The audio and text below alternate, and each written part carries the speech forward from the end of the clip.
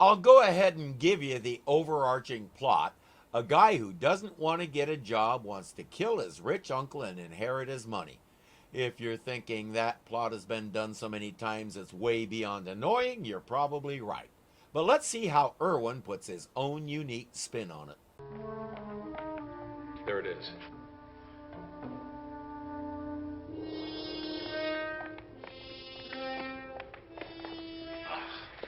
I told him not to radio about it. A piece of junk wire some giant tossed into a trash can. No, it's not junk. We can use that. It's copper, Fitzhugh. Copper is useful for electrical applications, of which your ship has many. Get back. We'll draw them away. Why? You can all just hide under that thing. The SID man pursues them, but when they vanish, he starts looking inside the trash cans. How he thinks they'd get there, your guess is as good as mine, but the SID doesn't always hire the intellectual types. Maybe they blew their entire budget hiring Kobik. If that's the case, they should ask for a refund. Nobody's sure where Steve and Dan hid, so the other three will continue trying to get that wire. Maybe he'll go away. No sudden moves. Don't anger it. Dear lady, that thought is the furthest from my mind. Or maybe the wire can wait. And Valerie is giving all the wrong instructions. Movement isn't that big a deal for a dog. Smell is the key. If you're afraid, not to say terrified, the dog can smell it and it could set him off. So the best thing to do is hold still and just keep saying, nice doggy, nice doggy, nice doggy, nice doggy, nice doggy, nice doggy.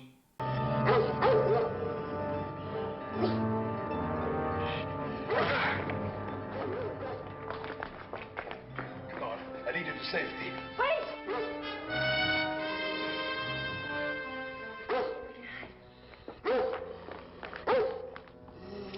Again, all they have to do is take 2 steps and get under that trash bin, and they're safe from the dog, the SID, and even the elements if it starts to rain.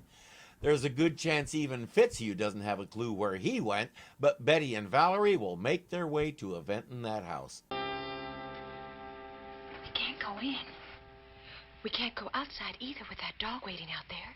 So stay right where you are until the others can come help. If you can't zig and you can't zag, the best course of action is to do nothing and wait.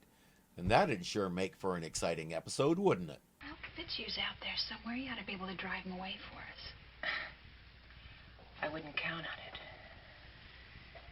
Well, Dan and Steve must be miles away from here trying to escape that SID man. We'll just have to use our own wits to get out of this mess, Val. There's a door to the room. They'll try to head for that and find another exit from the house. One that doesn't include a watchdog. Ah, Mr. Garak. You're just in time. You don't leave a torch going and walk away from it like that, dude. Shutting it off is standard procedure.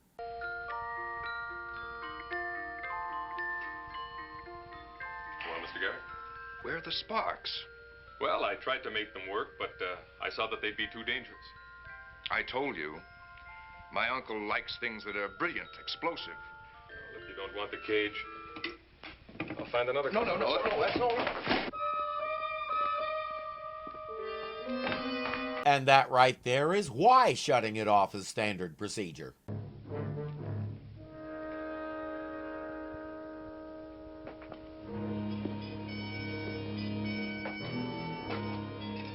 I'm sorry, I didn't mean to act that way. You're right, the cage is beautiful. I'll take it. Yes, he saw them. That's why the sudden change of heart. He has an idea. There's just one more thing, the combination lock I ordered. Oh, yes. I'll get it from the storeroom. His uncle also likes puzzles. He's older than the Mayflower, and his mind isn't what it used to be, so the puzzles need to be fairly simple. I get the impression this lock has something like numbers 0 through 9 on it, and Uncle will have fun working it out.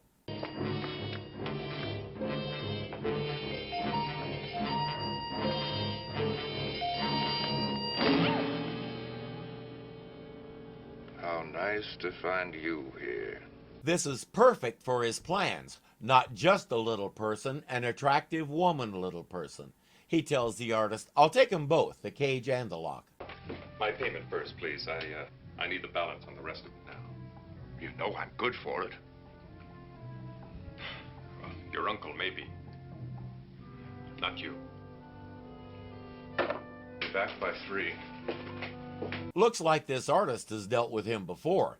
He'll have to get the money from his uncle, which means Uncle is buying his own gift. Betty catches up with Fitzhugh, and together they have to figure out what this guy did with Valerie. Betty knows he has to come back here, so they need to be here when he does and find a way to follow him. Yeah, that's all.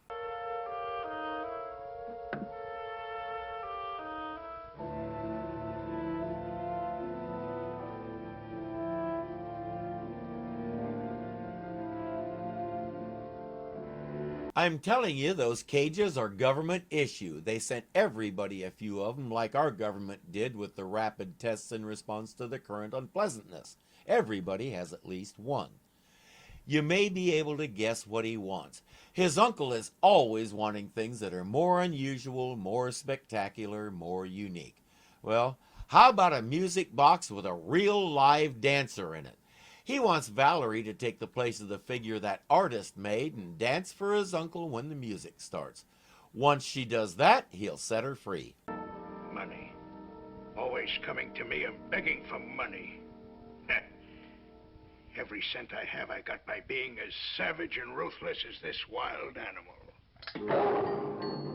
And it's sure a great comfort to you now in your old age, all alone, your only companion, a mooching nephew who obviously doesn't love you in the least. Aren't you glad you spent your life in pursuit of that? How any nephew of mine could be such a spineless and sniveling beggar as you, I'll never know. He may be a spineless beggar, but I have a feeling even he knows that tigers don't bark. The old boy seems to have a thing about music boxes. That cost the lives of 3 men when I had it stolen from the State Museum. 3 men died so he could have a fancy toy. It's not the only one he has that others died for. I'm going to give a minor spoiler here and tell you that nephew is going to plant a bomb in the music box, set to go off when Uncle works out the combination to the lock and opens the door. Were it not for the fact that the explosion will kill Valerie too, I could almost find myself hoping he pulls it off. Uncle says, "You think you can top all this?" Uncle, I'll bet you on it. What could you bet? What I need to pay this against the amount that I'll inherit from your will as your chief beneficiary.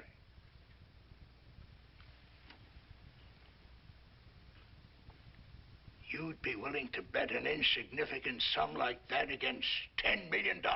That's the first time we've heard anyone say what they call their money, and of course they call it dollars. You were expecting maybe stink bugs? Uncle says, "You just lost a fortune." I get the feeling he's now expecting to be able to take it with him. Meanwhile, Fitzhugh is telling the others about Valerie. Believe me, this is the most uncomfortable predicament in which we find ourselves. Most uncomfortable. Fitzhugh, we just want to know what happened to Valerie. Precisely what I was referring to. Oh, I wish there was some way I could gallantly charge and come to her rescue. Fitzhugh. What? Look. Give the radio to Betty. She speaks English. Fitzhugh only speaks CYA. Steve and Dan appear about that time. Steve sends Betty back to camp while Dan and Fitzhugh need to get hold of Mark and have him set up a radio direction finder. What's Steve going to do?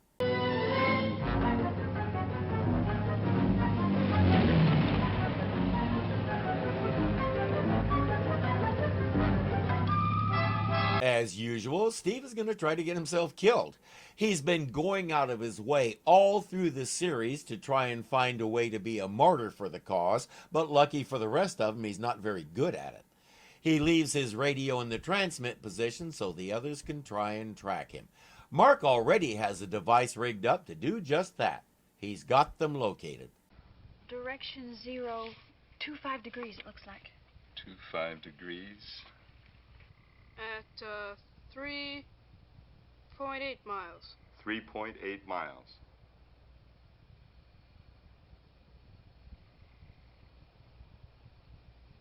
That's it. He can't pinpoint the location, but he says they've been there and there aren't too many houses, so it shouldn't be hard to spot a bright yellow convertible. That's fine. Just fine.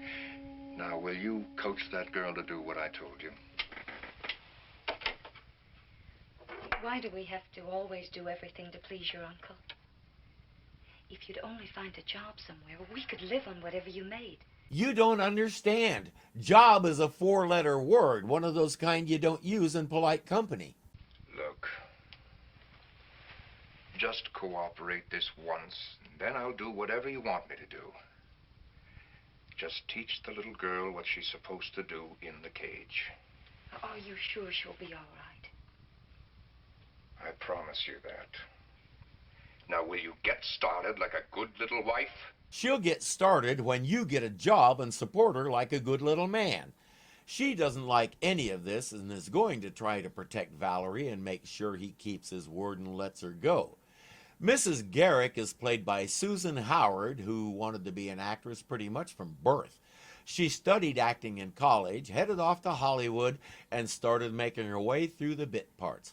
In 1966, she played the first ever female Klingon in the original Star Trek. In 1978, the producers of Dallas offered her a one-shot appearance as a character named Donna Krebs. She nailed the part so perfectly, they begged her to become a regular. So for the next 8 years, she did. As I like to say, talent will show itself given the opportunity. And you never know what direction it'll take when it does.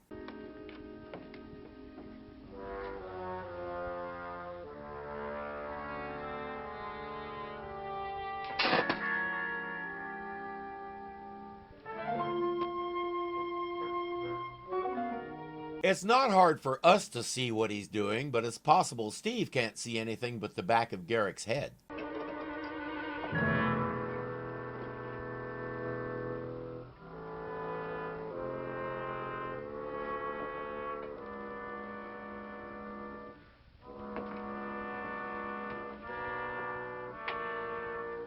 We won't learn it until later, but it's not hard to suss out that that stuff is the explosive compound that'll take out Uncle and make Nephew rich.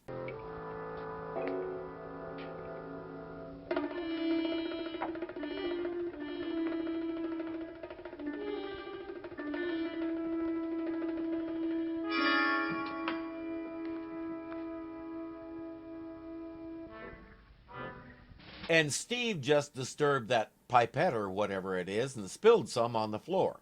Garak isn't too concerned. You look lovely in that costume. And you have the routine down perfectly. Well, I'd feel a lot better if I knew what was really going on. But you do know. My husband and I have told you. You're to be part of a surprise present for his uncle on his birthday. Then you'll be set free. Nobody's asking what happens to her if Uncle doesn't go along with the idea of setting her free. What happens if he wants to keep her? My husband is a man of his word. You'll be set free. Just do what he says. And you'll be back with your friends soon enough. She puts Valerie back in the cage and leaves the cage on the floor where the others can reach her. Too bad they don't have enough strength or leverage to untwist the wire that's holding the latch. Garak is off to give Uncle his birthday present. Thing you've ever seen. You just have to judge that for yourself, Uncle.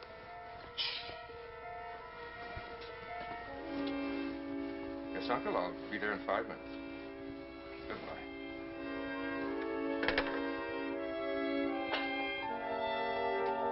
Those bars are made of gold, so they should be soft enough to bend, with enough strength. Between Dan and Fitzhugh, they have about half as much strength as they need.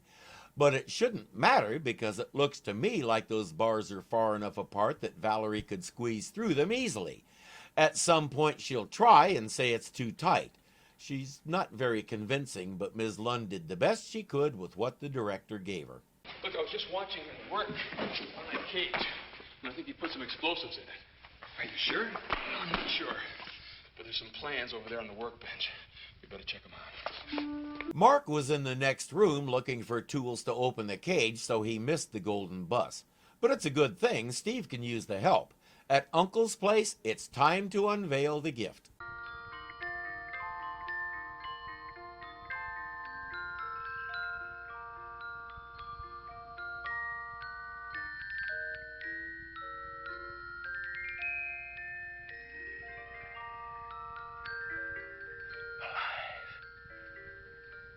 She's alive.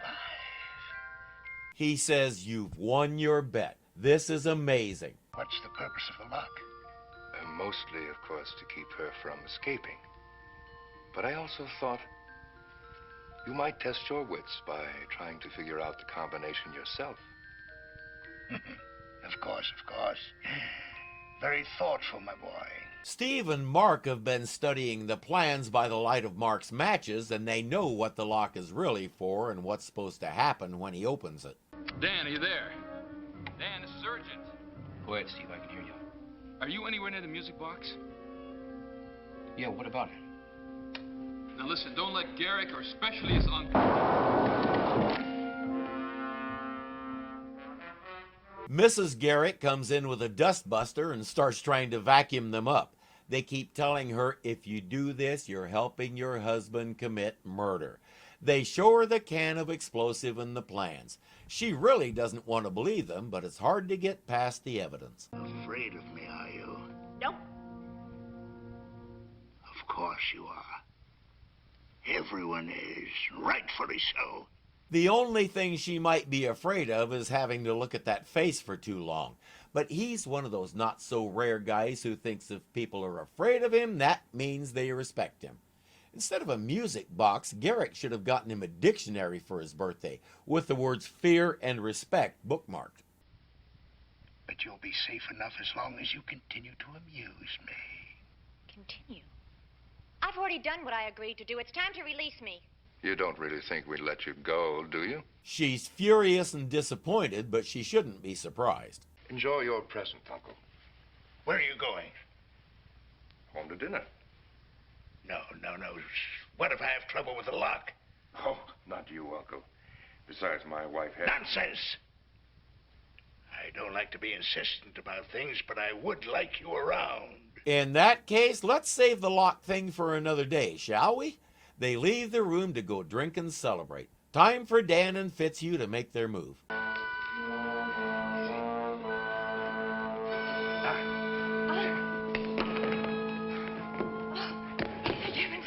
We're not home yet. Let's get to the lamp course. Go get it, Fitzhugh. Valerie, as soon as you hit the floor, head for the front door. We'll be right behind you. Good old Fitzhugh left the radio in the drawer. I think things might have worked a lot more smoothly if Dan had taken the radio and forgotten Fitzhugh. More little people. Get them. And the girl. You know, you can keep moving. He doesn't have freeze vision, so the fact that he's looking at you doesn't mean you have to stop.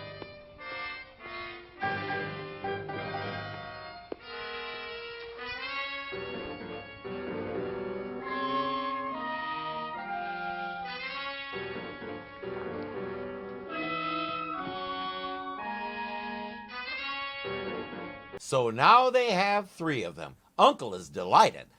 Well, if you don't mind, Uncle, I think I'll be going home now. Fine, nephew. Oh, and many thanks.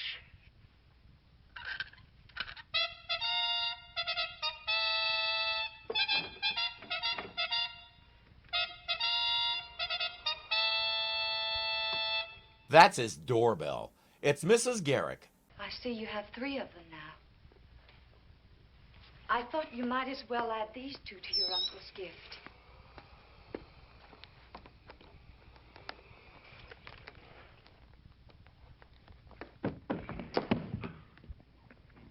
I guess she didn't believe them after all. Why don't you open the door and put them all inside the cage?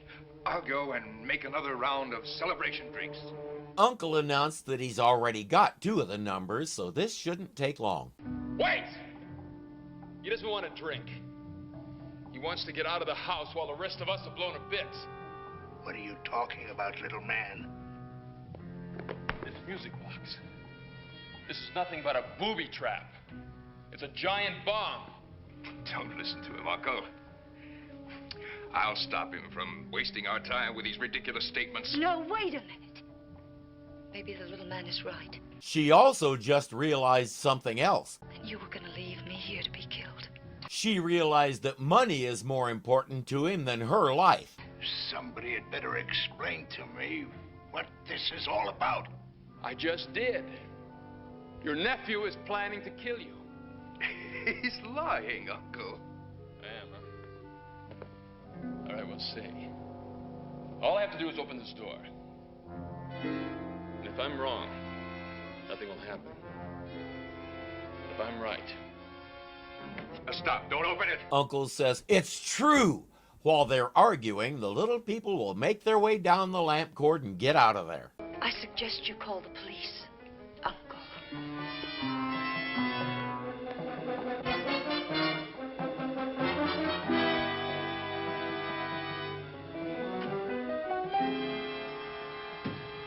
Now you don't have $10 million or a good little wife. A fine day's work there, dude. Police. Oh, you can't do that to me now.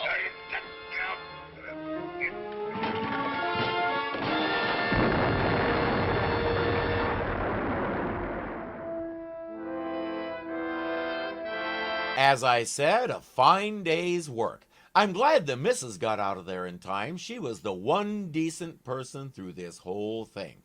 And the best part, if things like right of survivorship work here the same way they do on Earth, she gets the $10 million from Uncle's estate. I'll bet she can buy a much better husband now. Hey, thanks for watching. If you like what you see, please click the thumbs up. It really does help the channel. If you're not subscribed yet, the button looks something like this. So click it and join our little family. There's a bell there that may or may not actually work to give you notifications when we post something, but it can't hurt to click it just in case. Again, thank you for watching, and I'll see you next time. If you're thinking that plot has been... Great start there. But the SID doesn't always... ma'am. She doesn't like any of this is going... Slow down.